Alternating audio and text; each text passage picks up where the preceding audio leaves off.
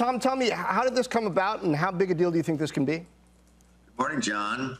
Well, I think it's a big deal, and what's been going on is Microsoft and C3.ai have been working, very closely with our joint customers around the world in new energy, in banking, and manufacturing. And our customers have been asking for a new generation of CRM that takes advantage of the full power of AI. So it was very natural for us to partner with first Satya, and then both Satya and, of course, Adobe. Microsoft had a very close relationship with Adobe, which is the world's leader in marketing automation. So we put our three efforts together to bring an entirely new generation of CRM systems to market for banking, for telecommunications, for insurance, for manufacturing, new energy, et cetera, that take advantage of the full power of artificial intelligence. So, I mean, the product you pioneered, Siebel Systems, is still out there, and Salesforce is no slouch. We expect them to answer. What is it that you at C3.ai are bringing ingredient-wise to this that's going to be hard for others to match? Well, what we're doing at C3.ai with Microsoft and Adobe is creating the next generation. We have created the next generation of CRM basically through innovation.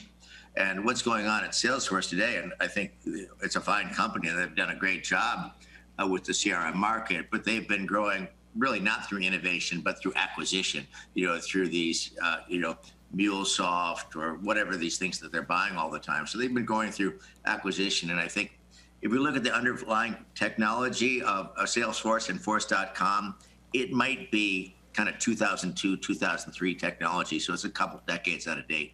Okay, so going through M&A, though, can work, as we know from the people who bought Siebel back in the day. And what do you think it says about this environment that we're in, where earlier this year we expected it to be so tough for tech and for startups?